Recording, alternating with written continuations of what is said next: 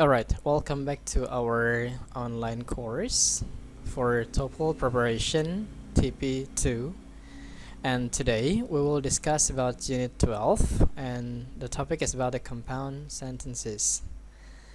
Alright, so let's check it out about the compound sentences. Okay, so here in your TOEFL preparation book you will find that we have this one, review of simple sentences. So in English, there is a kind of sentence that we call simple sentences. Okay, what is it?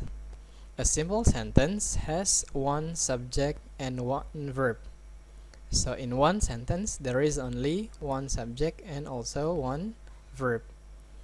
Okay, the subject, the verb, or both may be compound.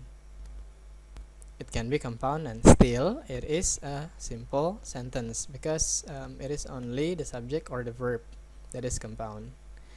What is compound? So let's check it out. Here you have China has become a giant in economy.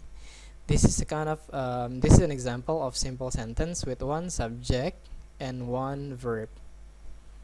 And the other sentence is the sentence, a simple sentence that has compound subject. This is the example. The father and son work in the same company. This one is a simple sentence with a compound subject. Why compound? Because we have the father as a subject and then we also have son. So we have the father and we have son as the subject. More than one subject. This is what we call compound subject. But there is only one verb. So still this one is a simple sentence. That's it. The other one is we have another simple sentence but with compound verb. That's it. The example is the dog barked and howled. Okay. The dog barked and howled.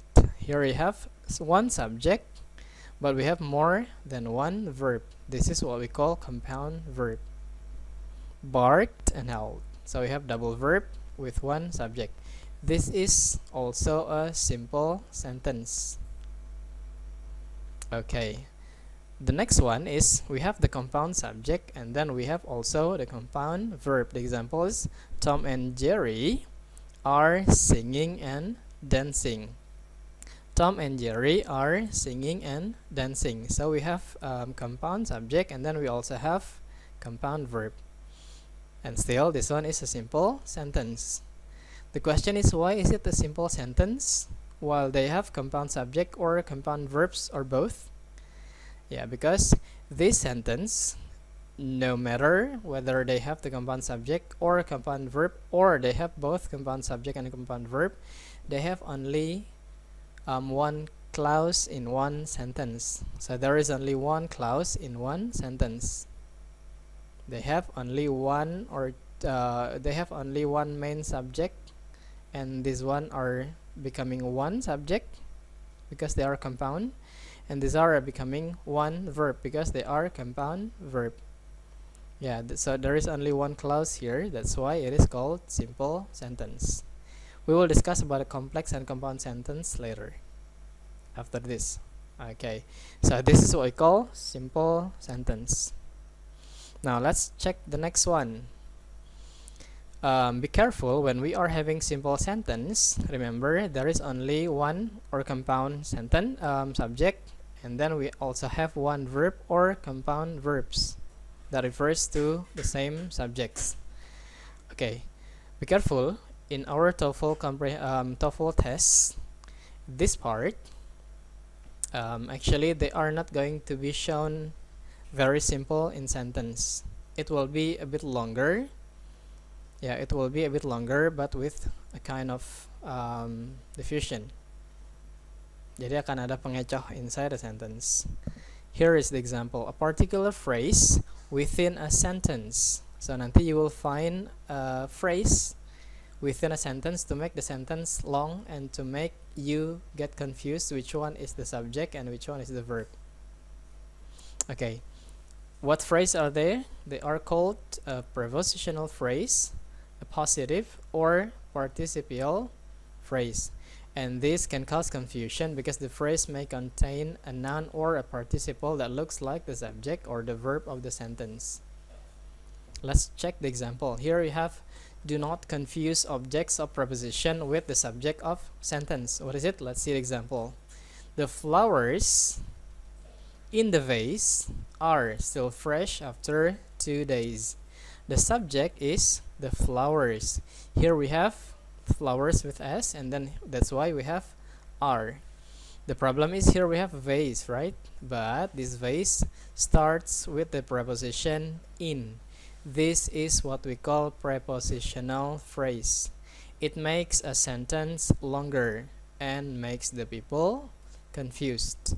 So later, when you are answering a question in structure section, and then you have like this, you find a noun and then you find preposition and the other words, what you have to do is omit the prepositional phrase. It starts with preposition like this. So here we have in the vase, you erase in the vase, so you will have the flowers are. Remember, if you are answering the TOEFL structure and then you find preposition like this, find the phrase and then delete it from your sentence. It will help you to answer. The other one is candidates with experience. Experience is singular, right?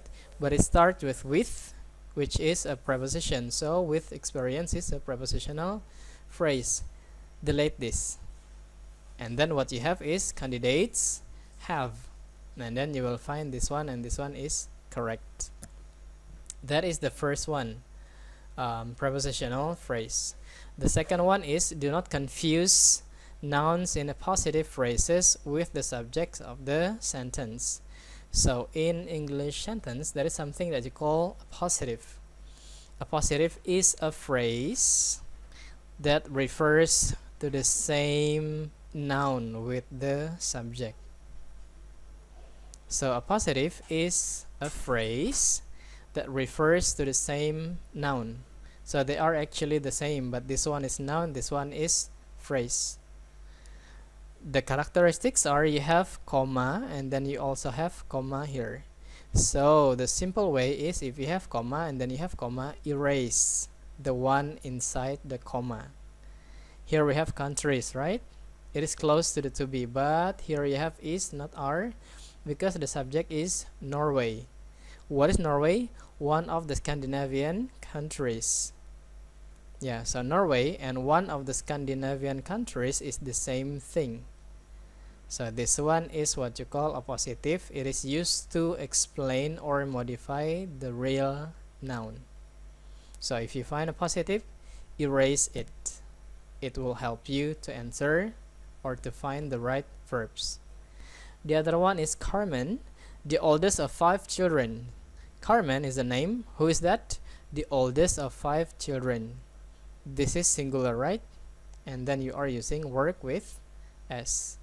You are using comma and comma. This is what you call a positive. That refers to the same thing or the same person. Hanya saja bentuknya lebih panjang. That's it. The next one is the participial phrase like this. Here we have, do not confuse participles in participial phrases with the main verbs of sentence. Yeah, berbeda from the other one. This phrase, it has the same characteristics. You have comma and then you have comma, but this one you have verb and verb. The option is between verb 3 or verb 1 plus ing. Yeah, the house built decades ago. The runners gasping for breath. Yeah.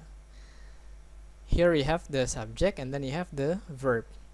The one inside the comma, just like the previous one, hapus saja. That's it. Nah, the question is, kapan kita pakai verb 3 and then kapan kita pakai verb 1 plus ing? When the meaning is passive and then we are using verb 3. Dibangun. House tidak mungkin membangun, right? And then that's why we have built, not building. The runner gasping for breath. Come to the finish line. Tidak mungkin gasped, right? Karena ini adalah apa yang dilakukan oleh si runners. Ininya adalah kalimat aktif, bukan yang seperti ini. That's it. This one is still talking about the simple sentence.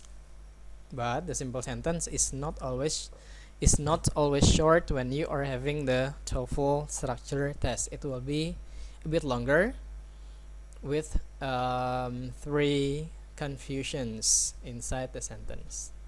That's it. Okay, here we have the new lesson for TOEFL 2. There is a sentence that is called compound sentence. Okay, as you see, the previous one we talked about clause. In simple sentence, we have only one clause. In compound sentence,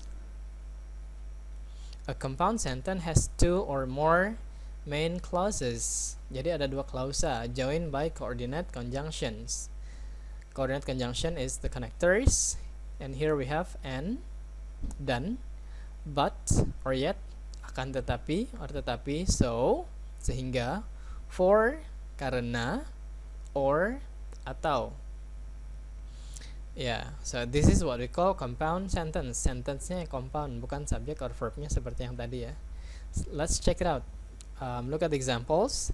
Betty is a very lazy student, and she always comes late to the class. So here we have one clause, and then here we have one clause, and both are independent.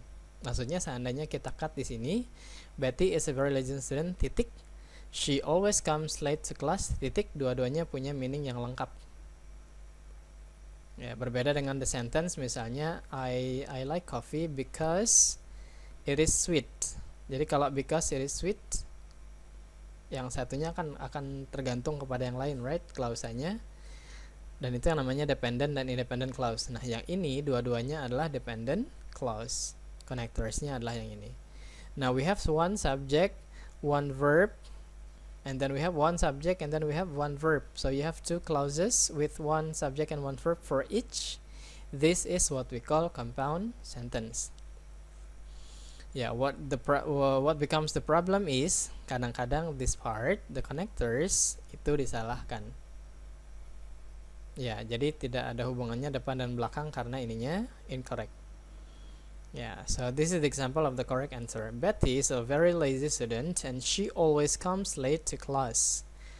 This is using and. The other one is using but or yet. Anna studied hard for the exam, but she failed. Or yet she failed. Dia sudah belajar tapi gagal. Nah, this one, kalau yang ini yang depan belakangnya harus sama. Nah, kalau yang ini yang dia hubungkan adalah something in contrast. Ya, jadi kalau yang kontras we are using but. The other one is so. This one is talking about cause and effect. Penyebab dan akibat. He studied hard, so he passed. Dia belajar sehingga dia lulus. Ini adalah akibat dari studied hard-nya di depan. Okay, and then we have for. This one is reason. Margot did not talk to John for she was angry. Jadi ini adalah penyebab ininya tidak terjadi. So dan for ini adalah 2 hal yang berkebalikan. Ya, jadi kali ini kalau misalnya kita mau pakai so, the sentence will be she was angry, so she did not talk to John. That's it. Jadi so dan for mereka berhubungan sebenarnya. Jadi kalau mau diganti dibolak-balik posisi subject verbnya yang klausanya yang ditukar. The other one ini adalah optional. Artinya kalau yang ini terjadi maka yang satunya tidak akan terjadi. Kalau yang ini terjadi maka yang satunya tidak akan terjadi because this one is option. Maria will stay or I will leave. That's it. Okay, let's check it out. Here you have the strategies. Ini adalah bagian detailnya. Remember, use the conjunction and to express additional information. But or yet to connect contrasting ideas. Ya, jadi untuk yang ini kita punya 2 dan satu lagi and so to show a result. Sebab dan akibat tadi. Jadi kalau setelah so, setelahnya harus result. Jadi ada and to express additional information, but or yet to connect contrasting ideas, and so to show a result. Next, kita coba number 1. Many people want to pay an installment, but I prefer to pay in cash. Ya, ini ada pay in installment, kemudian di sini ada pay in cash. Dua hal yang kontras, right? That's why we are using but. Right? Dua hal yang kontras. Sekarang let's check number 2. She is very intelligent and able. Dia sangat cerdas dan punya kemampuan. But she is suited for the job. Tapi dia cocok untuk pekerjaan itu. Ada yang aneh, right? Yes, karena this one is connected to this one. Karena dia pintar, pandai, berarti dia cocok, right? Jadi seharusnya yang di sini bukan but, tapi right. It's supposed to be and. She is very intelligent and able, and she is suited for the job. That's it. Jadi in the TOEFL course nanti yang akan in the TOEFL test biasanya this conjunction yang akan menjadi the problem. Jadi read the first and the first clause, read the second clause, baru bisa menentukan connectorsnya yang mana. Sekarang you can try number 3, 4, and 5. Okay, the next one is this one. Use the conjunction for. Ini sama meaningnya dengan because. To express a reason, and or to show the result of a condition not fulfilled, yang option tadi. Now let's check the example. You will report to the police, or you will be accused of being accomplice. Right. Here we have or, because if we do not do this, and then this will happen. Yeah, if we do not do this, this will happen, and it means they are option. You choose this or you choose this, and then you are using or. Now let's check number 2. We will have to cancel the plan, or we have no money to carry it out. When we are using or, the sentence becomes weird, agak aneh, right? Nggak nyambung. Why? Because this one is reason why we have to cancel the plan. Sehingga number 2 is supposed to be we will have to cancel the plan for we have no money to carry it out. Kita harus batalkan karena kita tidak punya uang untuk itu. So this one is supposed to be for. That's it. Number 3, 4, and 5 you can train yourself. Okay, that's it. So this one is about the compound sentence. Be careful with the connectors. Okay, I guess that's all for this lesson. Thank you and good luck.